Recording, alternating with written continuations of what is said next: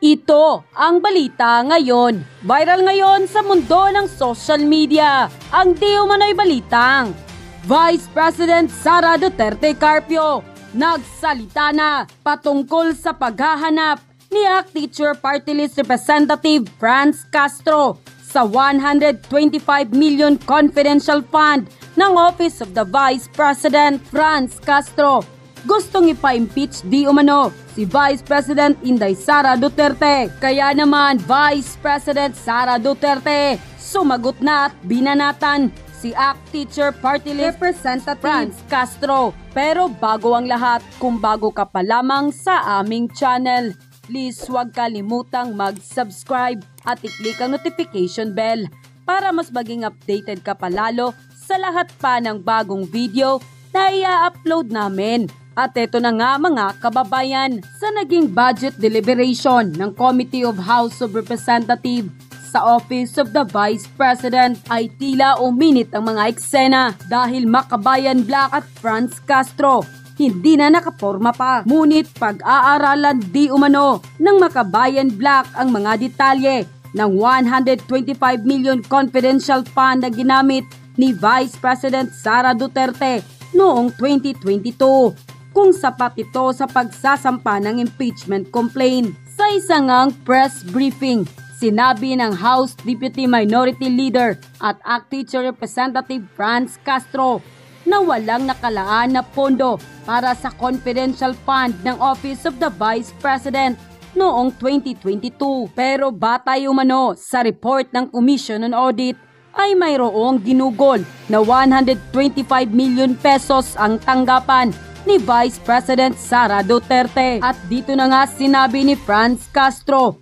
na posibleng mayroon ngang mga naging paglabag sa batas. Kaya humingi umano ang mga mangbabatas ng dagdag na impormasyon mula sa COA para malaman kung saan ito nanggaling at kung saan ito ginastos. Sa isang pahayag, mariing sinabi ni Castro na maaring nagkaroon ng paglabag sa Article 6 ng Constitution, Article 220 ng Revised Penal Code Technical Malversation General Provision ng General Accusation Act Anti-Graft and Corrupt Practices, Act at Grave Simple Misconduct o Conduct Prejudicial to Service. At nang tanungin si Franz Castro sa isang press briefing kung kasama sa ikukonsidera ang paghahain ng impeachment complaint, sinabi ni Castro na kasama ito sa pag-aaralan. Yun pa sa kanya, syempre, pag-aaralan natin yung mga possibility para mapanagot kung makikita natin talaga itong mga bidanggit nating mga violation na ito, lalong-lalo na itong misuse of public funds, technical malversation at saka paglabag sa konstitusyon. Dahil kung ikaw ay government official, dapat sumusunod ka doon sa konstitusyon at isang ground yan for impeachment kung sakaling mapapatunayan natin. Dagdag pa ni Castro, pero paano nagkaroon ng ganon? Wala naman ito sa GAA 202. Saan kinuha yung pondo? Saan ginamit yung pondo? Kaya very questionable ito. Darating tayo dyan sa bagay na yan, sa impeachment, kapag nabuo na yung ating mga data at mga impormasyon, facts at documents, and quote. Dahil nga dito, walang pagdadalawang isip na sinagot ni Vice President Sara Duterte ang aligasyong ito ni ACT Teacher Party List Representative Franz Castro. The sitting disdain, overwhelming Franz Castro.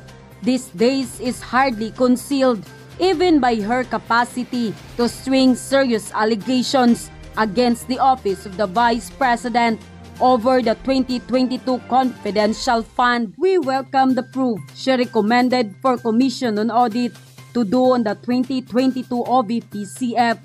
But today, Ms. Castro does not deserve an explanation because she did not come to class prepared like a good teacher. All she did was widely and masterfully arrange some allegations against me and the OVP, which will all be answered once the proof is done and during the budget hearing. Meanwhile, I hope she finds gratification and great joy over the thought of my impeachment from office. Enjoy, thank you. End quote. Sinabi nga ni Vice President Sara Duterte na umaasa siyang makahanap si Castro ng kasiyahan at malaking kagalakan sa pag-iisip nito ng impeachment niya sa pwesto. Sinabi din ni VP na tinatanggap niya ang pagsisiyasat na inirekomenda ni Castro para sa COA. At kamakailan nga lamang nagbigay ng pahayag ang Vice President Sara Duterte sa naging magandang pagsuporta ng House of Representatives sa kanilang naging budget deliberation. At ayon pa sa kanya, we are grateful for the members of Operation Committee of the House of Representatives for their continued support for the programs of Office of the Vice President. Today's budget deliberations allowed the OVP to present the significant stride that we have made in 2022, highlighted by the establishment of 10 satellite offices and 2 extension offices in key areas of the country.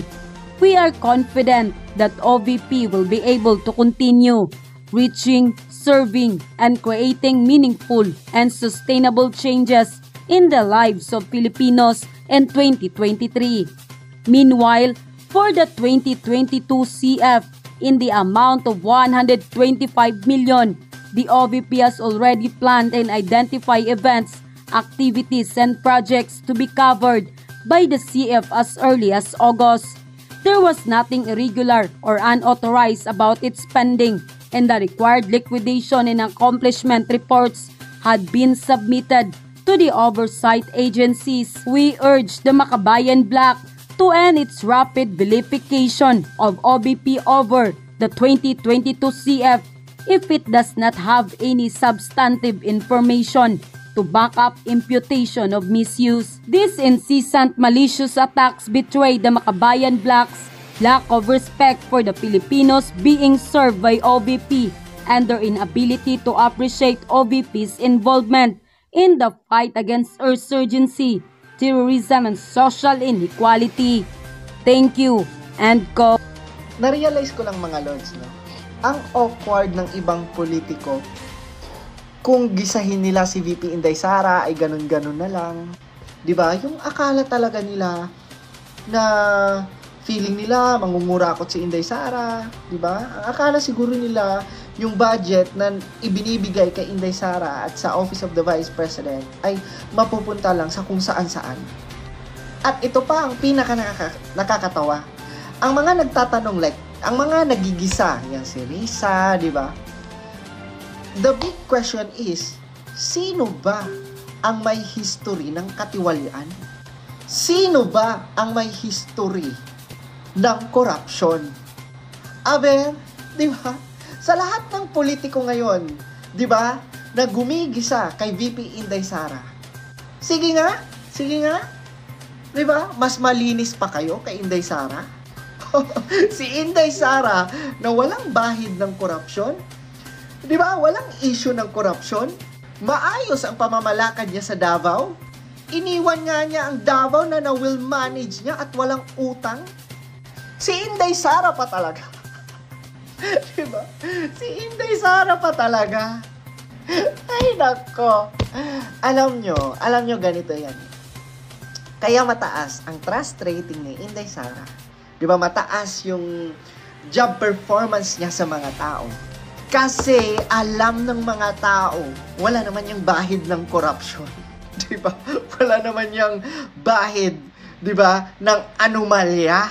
Si Inday Sara pa ba? Diba? Diyos me, yung mga nagtatanong, kayo pa nga ang may bahid ng corruption? Kayo pa nga ang may issue? Tapos kunwari, diba? Pinoprotektahan nyo ngayon ng taong bayan para sa budget. Kunwari, hindi, pinoprotektahan lang namin yung budget na mapupunta para nasa tama talaga mapunta. We! Si Inday Sara pa talaga ang sinabihan nyo ng ganyan.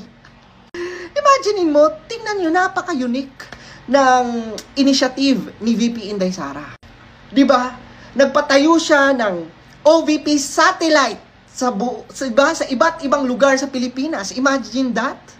Burial assistant, no, para sa Pilipino. Imagine that. Eto pa, alam mo ba na magpapatupad sila ng libreng pagkain sa mga bata at sa mga estudyante sa paaralan. Alam nyo ba yun? Hindi nyo yan alam, no? Ayun. Kasi nagbubulag-bulagan kayo sa mga pinagsasasabi ng mga oposisyon, ng mga antay at ng mga ayaw kay VP Inday Sara. Uy, mga tukmol, wag nyo kaming pagmayabangan, no? Wag nyo kaming pagmayabangan sa sinasabi nyo. Buti pa yung past VP. Transparency. Nek-nek nyo sa transparency nyo, ang tanong, sino ang natulungan? Di ba? Kwalidad ba ang ibinigay na serbisyo ng dating Vice President? Excuse me, Boreal Assistant pa lang ni VP ngayon, taob na yung VP nyo dati. Di ba? Nako, inisyatibo pa lang ni VP Inday Sara ngayon. Di ba? Huwag niyong ipag-compare. Kasi mas mabigat, malaki ang budget ni VP Inday Sara ngayon, ng Office of the Vice President ngayon. Abay, syempre lang kasi malaki ang hawak niyang departamento. Marami siyang ginagawa at marami siyang plano. Alam nyo, masyado nyo talagang minamaliit si VP Inday Sara, no? Kumbaga, time can tell. Abangan nyo, di ba? Kasi yan si VP Inday Sara, tahimik lang naman yan eh. Pero specific yan at alam niya kung ano ang gusto niyang mangyari. Di ba? Sa napasukan niya. Sige lang, di ba? Siraan nyo lang ng siraan si VP Inday Sara. Kasi the more nyo yan ginagawa, the more na mas titingnan ng tao si VP Inday Sara. 'Di ba? At the more na makikita ng mga tao, 'di ba? Gaano, 'di ba, ka the best at gaano kaganda ang pamamalakad ni VP Inday Sara as Vice President ng Pilipinas. Remember, hindi lang Department of Education ang hawak niya. May NTF-ELCAC pa. At mga inisyatibong ginagawa niya para sa bansa natin. Kaya before kayo magtapon ng putik sa iba, check nyo muna. Baka kayo pala ang madumi. Baka kayo pala ang may putik. Ang issue lang naman ni VP Inday Sara, nanapak siya ng, di ba, sheriff. Di ba? Kasi sa hindi makatarungang, di ba, pag-demolish ng mga bahay. Yun lang naman nanapak siya, pero para din sa kapakanan, di ba, ng mga tao.